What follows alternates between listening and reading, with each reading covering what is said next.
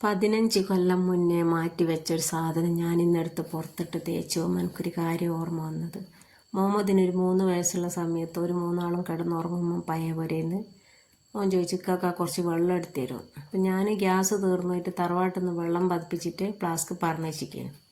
അപ്പോൾ ഓൻ പറഞ്ഞ് ഫ്ലാസ്കിലത് വെള്ളം എടുത്ത് കുടിച്ചോന്ന്. ഓൻ കുടിച്ച് ബായി പൊള്ളി. രാവിലെ എണീറ്റ് പോകുമ്പോൾ നല്ല പനിയാണ്. അങ്ങനെ എന്നെ എടുത്ത് ഹോസ്പിറ്റലിൽ കൊണ്ടുവരാൻ പറഞ്ഞ് നാദാപുരത്ത് പോകണമെന്ന്. നാദാപുരത്തെന്ന് പറഞ്ഞ് ആർട്ടിന് തട്ടിപ്പോയിക്ക് പെട്ടെന്ന് മെഡിക്കൽ കോളേജിൽ എത്തിക്കണമെന്ന്. ഞാനങ്ങ് ഇരുന്ന് പോയിക്ക്. അങ്ങനെ പിന്നെ മെഡിക്കൽ കോളേജിലേക്ക് പോകാൻ നോക്കുമ്പോൾ സർജൻ, കോഴിക്കോടിലൊരു സർജൻ ഇങ്ങോട്ടേക്ക് വരുന്നുണ്ട്, കല്ലാച്ചിക്കാട്ടം.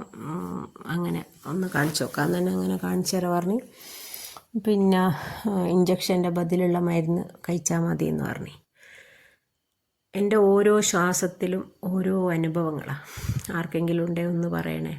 പണ്ട് ഗൾഫിൽ നിന്ന് വരുമ്പോൾ ഒഴിച്ചു കൂടാൻ പറ്റാത്ത 3-4 സാധനങ്ങളുണ്ട്. ഒന്ന് ഇസ്തിരിപ്പെട്ടി, ടോർച്ച്, എമർജൻസി, ഫ്ലാസ്ക്, ടേപ്പ്, ഇതെല്ലാം അന്ന് കൊണ്ടുവരുന്നതാണ്.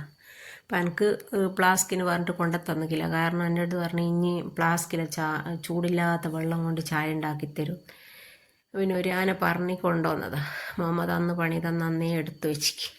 പിന്നെ ഇന്നാണ് എടുത്ത് പുറത്തിരുന്നത്. ഞാൻ അവനോട് പറയാം, അന്ന് കിട്ടുന്ന പൈസയിൽ ഇങ്ങനെ വെച്ചാൽ മതിയെന്നും ആരും കാണൂല. അപ്പോൾ ഇത്രയൊക്കെ തന്നെയുള്ളൂ. ഓക്കെ.